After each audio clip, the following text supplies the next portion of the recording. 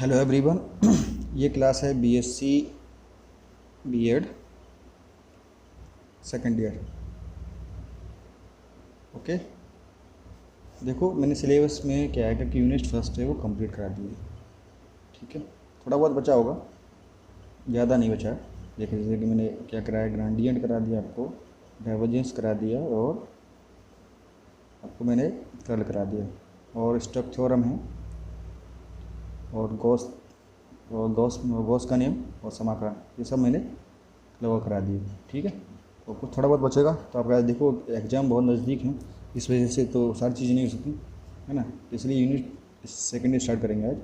Unit second आप syllabus को देख लेना, एक बार रीड कर लेना इसको। ठीक है, यूनिट सेकेंड में जो पहला टॉपिक है आपका वो है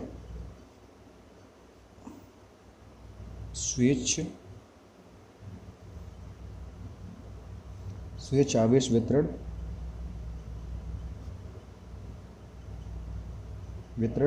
के कारण किसी बिंदु पर न कि कारण उत्पन्न किसी बिंदु पर विद्युत विभव। ये आपका टॉपिक है, मोस्ट इम्पोर्टेंट है, विद्युत विभव। क्योंकि यूनिट का पहला जो टॉपिक होता है बहुत इम्पोर्टेंट होता है, तो इसलिए इम्पोर्टेंट है, इसको करके ही जाना है। ठीक है, ओके। करना क्या है, जैसे कि पूछ कर रहा है, जैसे आपके पास कोई ये स्विच, कोई आवेश वितरण फलन है कोई ऐसे ये, अब माना कि इस पॉइंट पे, ठीक है, इस पॉइंट को मान लो पी। ठीक है, अब ये कोऑर्डिनेट पी पॉइंट है, इस पॉइंट पे हमें निकालना है। अब मैं यहाँ पे कोई छोटा सा वॉल्यूम ले लेता हूँ, डीवी, क्या है, डीवी। अब यहाँ से यहाँ तक की दूरी जो है इसकी क्या है, स्मॉल ए है, स्मॉल ए है। ठीक है, अब तो इस वितरण, जो पूरा ये वितरण है, इसके कारण बिंदु पी पर हमें विद्युत विभव निकालना है। निकालने के लिए क्या करते हैं, ये इसको हम कोऑर्डिनेट बना लेते हैं, सॉरी इसको पे ही कोऑर्डिनेट बना लेते हैं। ये जैसे ये तुम्हारा ये एक्स मान लेते हैं, ये वाई, ये जेड में। ठीक है, अब यहाँ से देखो इसको ये ऐसे करेंगे, ये एरो ऐसे ही आएगा, फिर यहाँ के एरो ऐसे आ जाएगा। तो एरो का बहुत बड़ा ध्यान है। यहाँ से यहाँ तक की दूरी मान लेते हैं हम स्मॉल आर, और ये है कैपिटल आर, इस मूल बिंदु उससे। ओके, तो ये पूरा सिस्टम है, आपको लिखना है एग्जाम में उसके बारे में। तो मैं आपको बुक से दिखाता हूँ, क्यों टाइम वेस्ट करते हैं। ठीक है, बहुत बड़ा डेरिवेशन है इसलिए। तो माना किसी बंद निकाय में आवेश स्वच्छ रूप से वितरित है, ये मैंने पूर्ण निकाय बना दिया, स्वच्छ रूप से वितरित है। आवेश द्वारा किसी बिंदु पर विभव का मान ज्ञात करने के लिए संपूर्ण निकाय को छोटे छोटे आयतनों में विभाजित किया जाता है। जैसे मैंने इसको डीवी को छोटे भागों में बांट लिया है, इस वहाँ भी बनाया हुआ है। माना इनमें से किसी एक अल्पांश का आयतन क्या है, डीवी, क्या मान लिया, डीवी, और इस पर आवेश घनत्व कितना मान लिया, रो। ठीक है, आयतन अल्पांश डीवी में आवेश की मात्रा कितनी होगी, Q into V one two DV, इसका भी होगा डी क्यू इजकल टू बनाएगा। मैंने बताया था क्या आवेश घनत्व कहता है, रो इजकल टू क्यू अपॉन की वी। ठीक है, अब स्मॉल लिया है, इसलिए जो क्यू की वैल्यू जो होगी, मैं मानता हूँ डी क्यू इजकल टू आएगा आपका रो इंटू डी वी। ओके, तो ये क्या है, रो इंटू डी वी। अब माना किसी निर्देश फिल्म की बिंदु ओ से अल्पांश दूरी आर है, कितनी है, आर है, और जेड एच की स्थिति बिंदु पी की बिंदु ओ से दूरी कितनी है, कैपिटल आर, यहाँ से ये कैपिटल आर है, और ये दूरी भी बतानी है। और आयतन अल्पांश डीवी से स्थित आवेश कारण बिंदु पी पर विभव का मान हमें निकालना होता है। ठीक है, ओके। तो अब आगे स्टार्ट करते हैं। ये मैंने फिगर के बारे में बात की कि ये यहाँ से दूरी आर है, ये ए है, ये स्मॉल आर है, तो आप इसको निकाल सकते हैं। ठीक है ना, ओके। देखो आपको पता होता है कि आप 12th में पढ़ रखा होगा, यहाँ पे मैं यहाँ पे पहले बताता हूँ, इसमें तो करना बेटर नहीं हुआ, कि कोई बिंदु क्यू है ये। अब इसके कारण पी बिंदु पर जो विभव होता है, ये दूरी आर है, तो क्या होता है, वी इक्वल टू क्या होता है, वी इक्वल टू होता है 1/4 pi epsilon not Q upon के आर। ये विभव पढ़ा 12th में। ठीक है, तो ये फॉर्मूला होता है पोटेंशियल का। अब आपके पास ये क्या है, छोटा अल्पांश है, इसलिए मान लेता हूँ कि इस पर विभव कितना है। ठीक है, तो इस पर विभव निकालने के लिए अब ठीक है, और लिखते हैं आयतन अल्पांश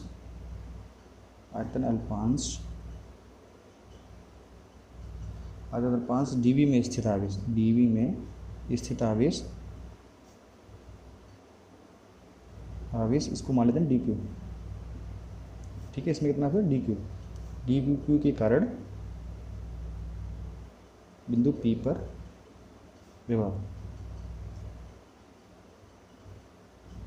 कितना होगा कि मान लेते इसका हम आप डी फाइव को शो करता हूँ, वी के मैंने डी फाइव शो कर लिया। अब क्या होगा 1/4πε0, 1/4πε0।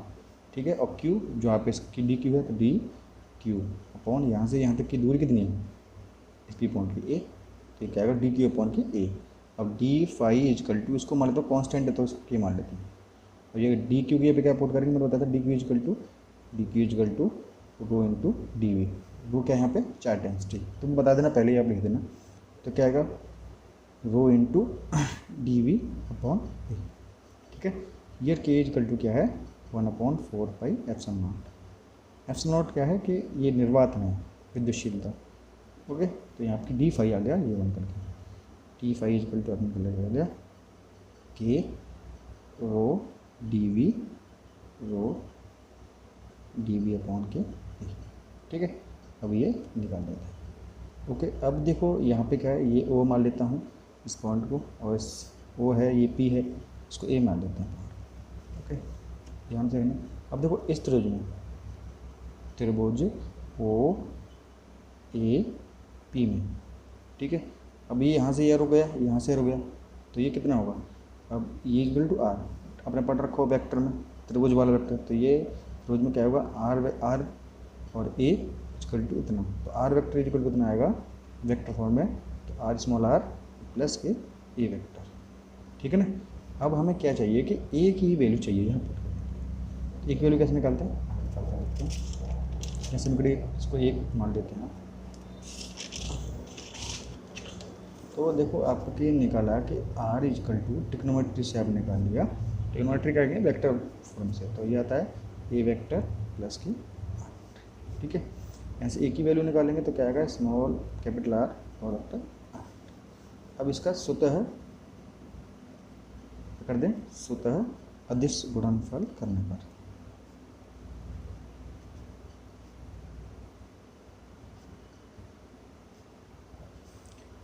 तो क्या करेंगे ए वेक्टर डॉट ए वेक्टर और आर वेक्टर माइनस के आर वेक्टर माइनस का डॉट आर वेक्टर माइनस के आर वेक्टर। अब देखो इसको ये तो हो जाएगा ए स्क्वायर। हम क्यों कर रहे हैं ऐसा कि ये वेक्टर फॉर्म में, इसको हमें चाहिए वन ए में स्क्वायर में, इसलिए ए स्क्वायर हो जाएगा। अब ये डॉट प्रोडक्ट है तो ये स्क्वायर बन जाएगा, तो बोलेंगे तो क्या आएगा R square small R square minus का 2r डॉट कैपिटल आर। ठीक है ना, ओके। अब ये खोलेंगे तो आर स्क्वायर इजकल टू क्या आएगा, sorry A square equal to R square plus R square, और ये खोलेंगे तो 2 इंटू ए डॉट बी क्या होता है ए कॉस थीटा, तो are capital R cos theta. अब थीटा क्या है स्मॉल आर तथा कैपिटल आर में कोण। ठीक है, ये बीच का कोण है, ये वाला एंगल मैंने थीटा मान लिया। ओके ओके, आगे सॉल्व करते हैं। हमें चाहिए ए की वैल्यू निकालनी है, तो इसको वैसे तो हमें 1/a वैल्यू चाहिए, तो इसको उल्टा कर दें तो 1/a स्क्वायर, ये क्या है 1/r स्क्वायर प्लस के आर स्क्वायर माइनस के 2r कॉस थीटा। ओके, और 1/a की वैल्यू क्या आएगी 1/r स्क्वायर माइनस के 2r आर कॉस थीटा की पावर 1/2। ठीक है, तो ये पावर यहाँ पर चलेगी। अब देखो आगे क्या करेंगे, इसको बाइनोमियल थ्योरम से दो पद प्रमेय से खोलते कैसे। यहाँ पे क्या करते हैं आप कि आर स्क्वायर आप कॉमन कर लो, सब में कैपिटल आर स्क्वायर कॉमन कर लेते हैं, 1/r स्क्वायर ये 1 हो जाएगा, ये क्या हो जाएगा आर स्क्वायर। ओके, ठीक है ना, तो यहाँ पे कॉमन करते हैं तो ये आ जाएगा आर स्क्वायर और यहाँ पे और 2r कैपिटल आर अपॉन के आर स्क्वायर कॉस थीटा। ठीक है, अब इसकी पावर की पावर 1/2, इसमें क्या किया आर स्क्वायर को कॉमन कर लिया, तो ये आएगा R upon R square minus के 2r अपॉन के आर कॉस थीटा कितना। अब सॉल्व करते हैं, देखो ये 1/2 से कटेगा तो ओनली क्या आएगा 1/r, नीचे क्या है 1 अपॉन ब्रैकेट में 1 प्लस आर स्क्वायर माइनस के 2r, तो ये आर एक कैंसिल हो जाएगी इससे, अपॉन के आर कॉस थीटा की पावर 1/2। ठीक है, तो ये आपको इतना तो करना है, ये तो ईजी है, आप कर लोगे। ओके, तो आप क्या करते हैं कि इसको बाइनोमियल थ्योरम से खोलेंगे तो 1/r को यहाँ करता हूँ, ऊपर ले जाएंगे तो 1+r² 2r upon r cos theta की पावर, ऊपर ले गए तो माइनस की 1/2। ठीक है, अब इसको दुपत क्यों नहीं पावर पता है, दुपत में क्या होती है, दुपत में ये दुपत चलिए 1/a चल रही है, क्या होता है, तो 1+x की पावर n क्या होती है, 1+nx + n × n - 1 x² upon के 2 factorial dot dot dot dot. इससे खोलते हैं इसको, तो क्या आएगा, देखो 1/a। ओके, और 1/r बाहर चल ही रहा है, अब क्या आएगा 1+nx, तो 1 तो आगे आइएगा।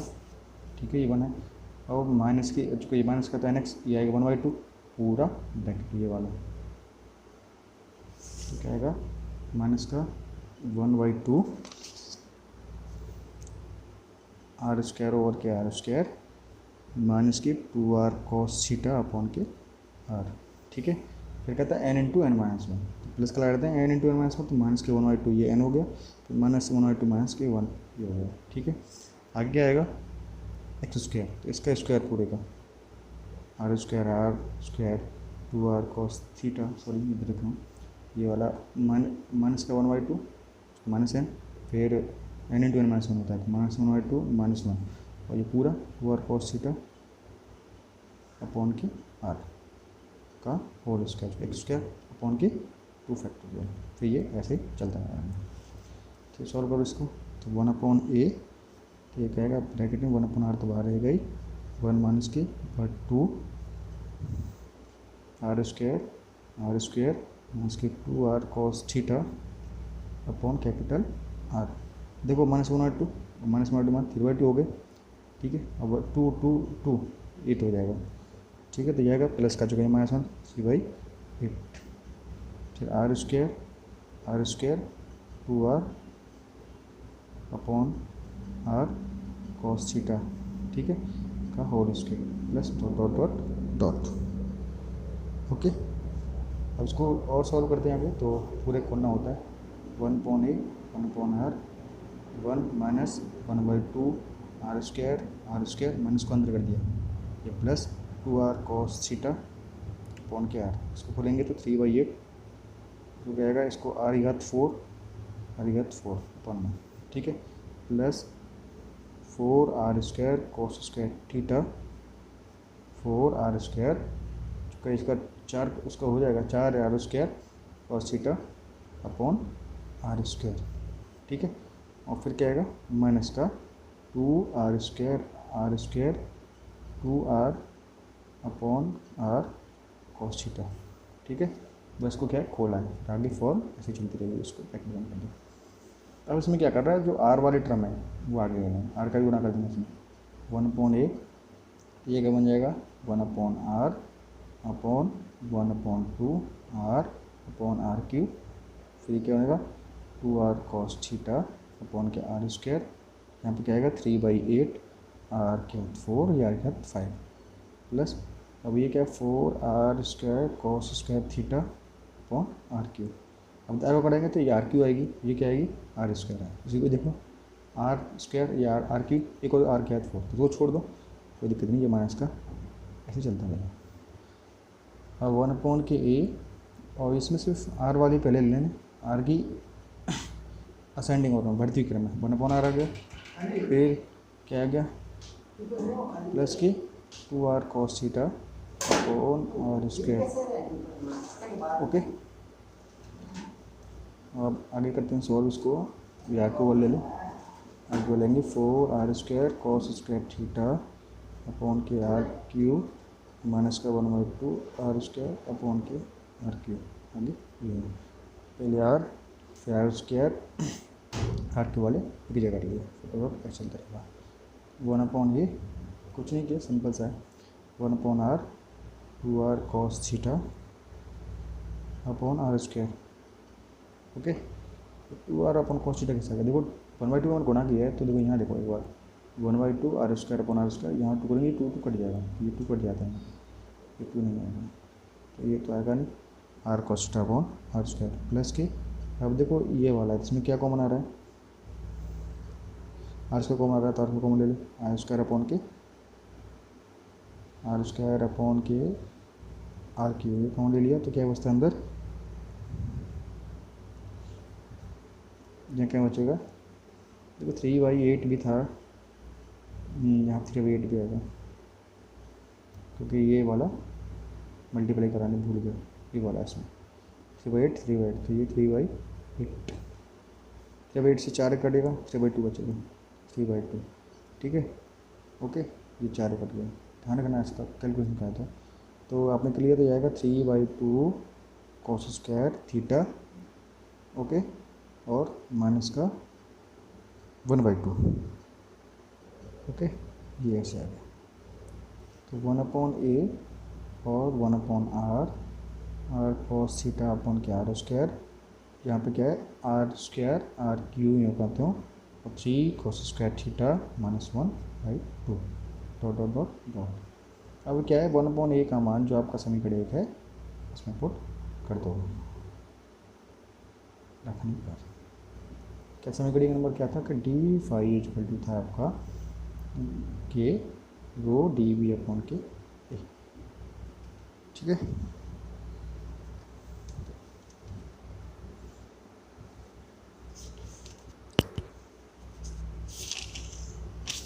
क्या आएगा डी फाई इक्वल टू के रो इंटू डी वी, ये पूरा तो 1/r माइनस के सॉरी प्लस का था आर कॉस थीटा अपॉन के आर, और आर स्क्वायर अपॉन के R square 3 cos square theta -1/2, sorry ये आर क्यू होगा क्योंकि आर स्क्वायर है, ये R Q dot dot dot dot.